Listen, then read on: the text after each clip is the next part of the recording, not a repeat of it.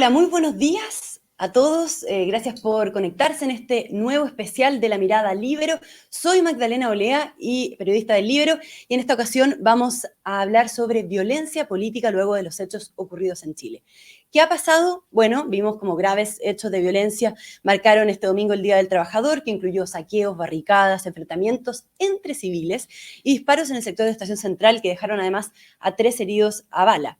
Luego, esta semana, trabajadores forestales en el sur se tomaron las rutas para protestar por la violencia que enfrentan prácticamente a diario, con cortes parciales de tránsito en la Araucanía, en los ríos y en el Biobío.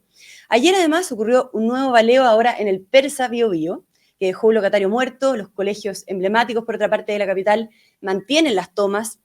Y el presidente Boric, además, fue increpado ayer nuevamente por un grupo de manifestantes tras visitar a la periodista que había sido herida el 1 de mayo. Por lo mismo, ayer la ministra del Interior, Isquia Siches, presentó una agenda de seguridad en el Senado, mientras el presidente anunció que va a impulsar un estado intermedio para que las fuerzas militares cuiden las carreteras en la macrozona sur sin decretar estado de excepción. En este programa vamos a tener 2 bloques. En un primer momento estaremos con el ex subsecretario de Interior, Juan Francisco Gali, y después, en un segundo momento, vamos a estar con el abogado Germán Concha y con el exministro e historiador Mauricio Rojas, analizando este tema desde una perspectiva jurídico y histórica.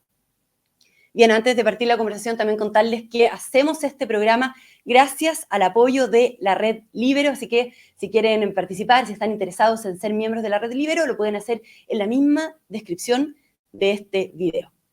Muy bien, y como decía, ahora nos encontramos acá en el estudio de El Líbero con el ex subsecretario del Interior, Juan Francisco Gali. Juan Francisco, muchas gracias por haber venido hasta acá, por haber venido al estudio y estar presente para hablar de este tema. ¿Cómo estás? Muchas gracias, Magdalena, a ti, al Líbero, por la invitación. Bueno, Juan Francisco, me gustaría partir por la noticia más inmediata que, como la comenté recién, fue la agresión al presidente Boric anoche, la segunda agresión en menos de 3 semanas, después del piedrazo que habíamos visto también hace semanas atrás.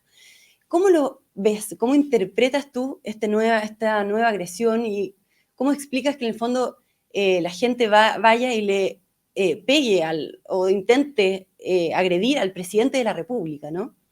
A ver, es que yo creo que aquí hay que distinguir muy claramente, lo primero es la institución del presidente de la República, ¿ah? Y ninguna persona puede eh, pretender quedar impune como consecuencia de atacar a quienes representan a todos los chilenos. La legitimidad del presidente de la República está dada por una elección democrática. Así, los que creemos en la democracia, creemos que aquellas personas representan no solo a la institución. El presidente Boric hoy día es el presidente de todos los chilenos y representa nuestra institucionalidad. Por lo tanto, agredirlo es agredir a Chile.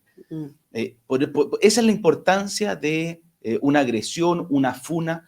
Y el problema que tenemos es que ciertos grupos, ya desde hace un buen tiempo, creen que el mecanismo de cambio social, de cambio institucional, es a través de la violencia y a través de la funa. Cuando no están de acuerdo con una opinión, te funan.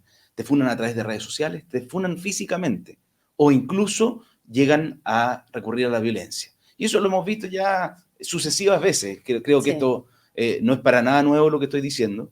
Y yo diría, yo lo he dicho y la verdad es que a algunos le ha molestado, hay que ir a cuáles son las causas profundas de este fenómeno. ¿Qué es lo que permitió que en Chile se validara la violencia como mecanismo de cambio social? Y tenemos múltiples ejemplos. Y ahí en parte se tiene que hacer cargo también la coalición de gobierno. Yo creo que la coalición de gobierno tiene contradicciones vitales, ideológicas en esta materia. Cuando el presidente en algún momento, cuando era diputado o candidato, decía que la desobediencia civil, que las barricadas no eran punibles, cuando votaron a favor en general del proyecto de ley antibarricadas y luego tuvieron que grabar él y el actual ministro Giorgio Jackson, tuvieron que grabar un video pidiéndole disculpas a los protestantes violentos por haber votado favorablemente una ley como la ley antibarricada.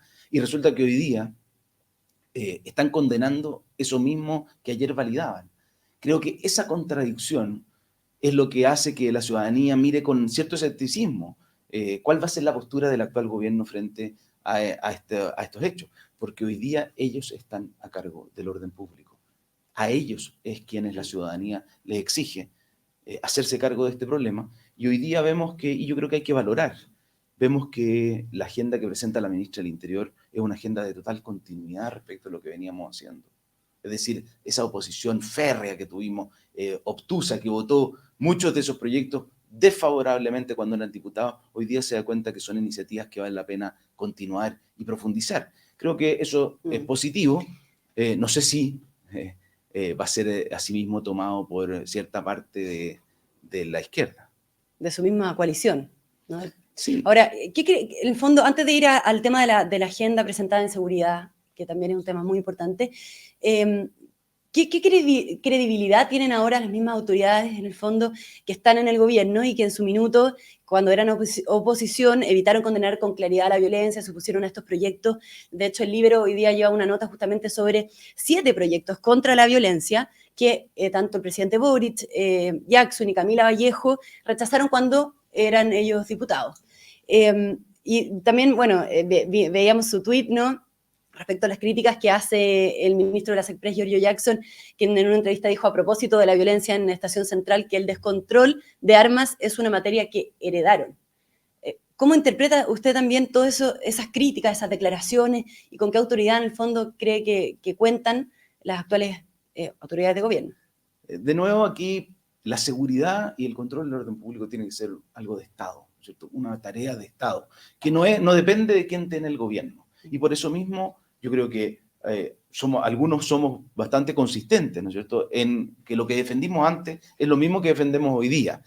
Aquellos que han cambiado de posición, que eran los ejemplos que tú dabas, aquellos que han cambiado de posición porque hoy día están en el gobierno, son los que tienen que dar más pruebas de credibilidad frente a la ciudadanía. Y yo te voy a decir algo más, que ojo aquí, ojo con las señales, porque no es solamente cuando eran oposición, el Frente Amplio y el Partido Comunista dieron señales equívocas en materia de validación de la violencia. Pero fíjate cuál fue la agenda inicial del gobierno. Retiro de 138 querellas por ley de seguridad del Estado, pensando que ellos como diputados presentaron un proyecto para derogar esa ley de seguridad del Estado. Pero hoy día es una ley que resulta que es una herramienta útil para presentar acciones en contra de quienes se están manifestando, como lo hicieron hace pocos días en contra de los gremios de transporte de carga. Ayer, de nuevo, iniciaron el gobierno dándole urgencia al proyecto de indulto. ¿Qué es lo que hacía ese proyecto originalmente? Ese proyecto originalmente declaraba impunes los delitos cometidos entre el 7 de octubre y el 9 de diciembre de 2020. De 2020. Y todos los delitos. Ahora nos dicen, no, bueno, es que ahora no está contemplado el homicidio frustrado. Bueno, eso fue gracias a la gestión nuestra. Yo fui a la comisión y fueron los senadores de Chile Vamos los que hicieron el punto respecto de lo impresentable que podía ser frente a la ciudadanía, indultar a quienes tuvieron dolo homicida, solamente que no lograron su objetivo. E incluso más, a propósito de las armas, en el proyecto original de indulto, se indultaban a todos los delitos cometidos en virtud de la ley de control de armas. Es decir, el que lanzó fuegos artificiales el otro día, el que disparó con un arma a fogueo, hubiera quedado impune si ese proyecto original hubiera sido aprobado. Entonces, y además, la ministra del Interior, cuando va a la Araucanía frustradamente, además habla de presos políticos.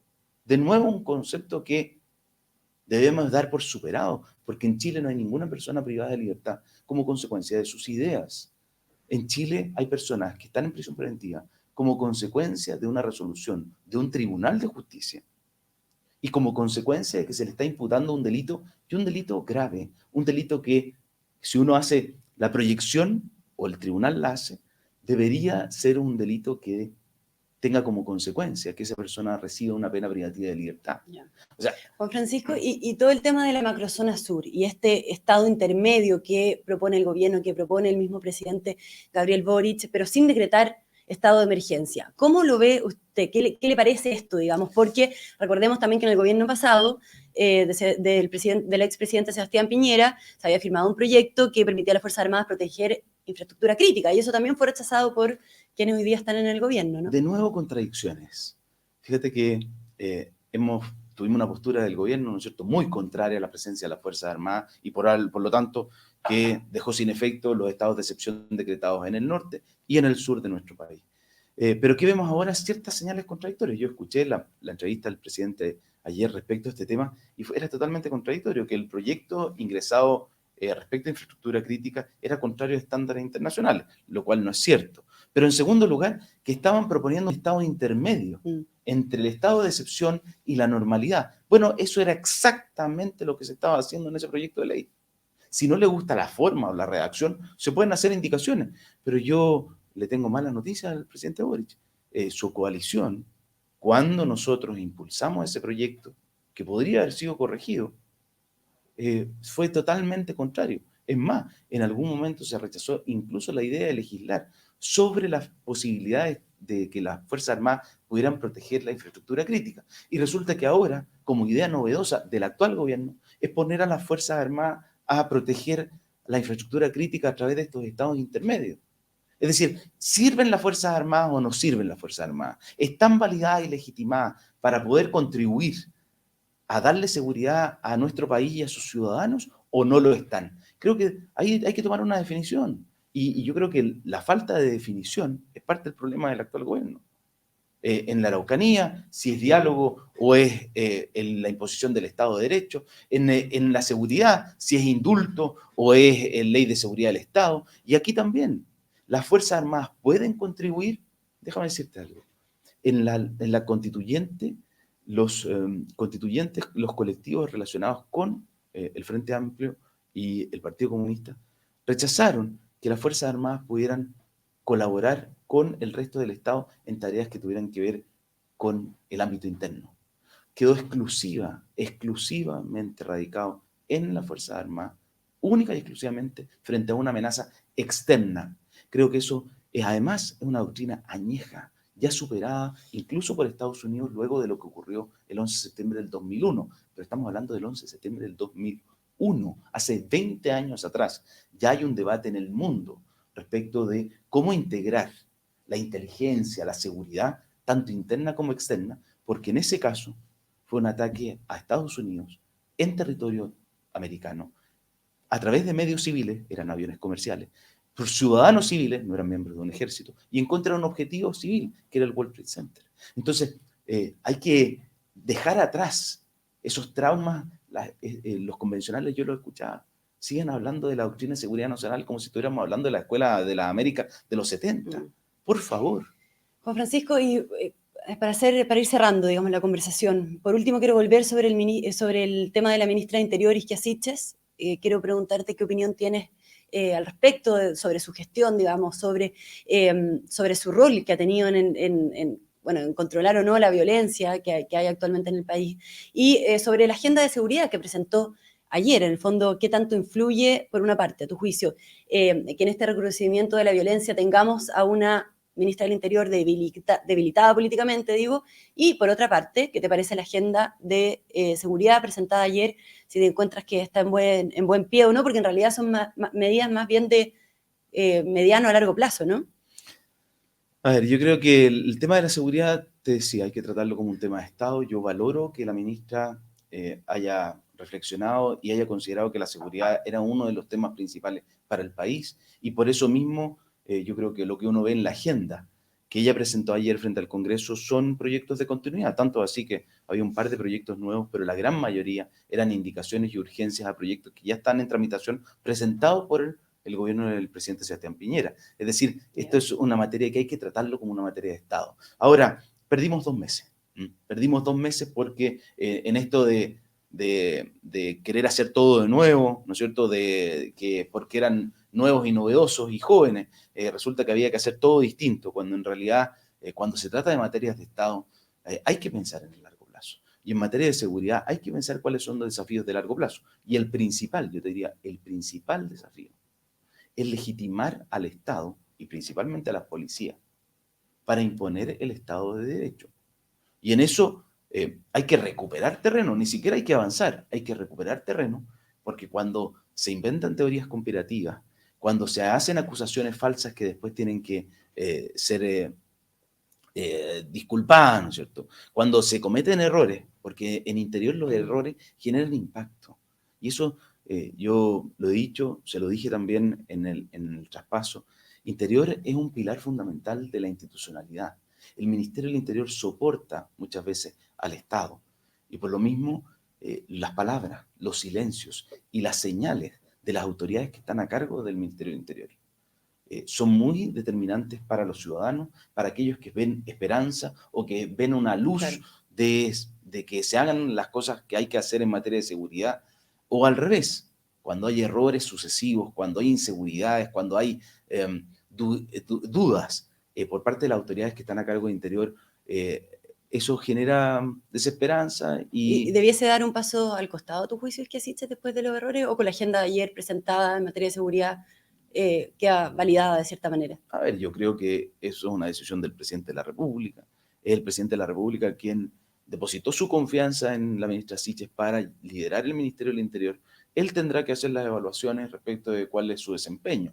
Ya. Y además, llevamos 2 meses. También no es bueno para la institucionalidad que se hagan las evaluaciones tan a corto plazo. Lo que sí es que yo supongo, y yo espero que no sea por el diario, lo que estábamos viendo ahora, la polémica, ¿no es cierto?, de ayer, es que es Presidencia la que le exige la salida al jefe de gabinete de la ministra del Interior. No, la ministra del Interior es la ministra del Interior. Ella toma decisiones respecto de la formación de su equipo. Y si está descontenta en una evaluación inicial, bueno, ella tendrá que tomar decisiones respecto de su equipo. Pero el que le están imponiendo ya la dejan un pie forzado en su rol de ministra del Interior. Ella comanda muchas instituciones de la mayor relevancia para Chile y por lo tanto tiene que mostrarse frente a Chile como una ministra que tiene la capacidad, el poder y la voluntad política para avanzar en aquellas cosas que muchas veces tienen costo político. Si aquí decir las cosas como hay que decirlas, muchas veces son impopulares. Le van a costar probablemente funas en las redes sociales, pero hay que decir y hay que hacer las cosas que uno cree que son las correctas para avanzar. Y en ese sentido, creo que es positivo la agenda que presentó la ministra Siches, porque da cuenta, y probablemente va a ser criticada en las redes sociales, pero va a tener el apoyo de aquellos que creemos que la senda es una senda de mediano y largo plazo. Por ejemplo, la creación del Ministerio de Seguridad Pública, por ejemplo, la reforma de Carabineros, por ejemplo, el servicio de atención a víctimas. Bien. Juan Francisco Gali, muchas gracias por haber podido acompañarnos esta mañana, por haber podido conversar de estos temas que son tan relevantes y agradecerte por haber venido hasta acá.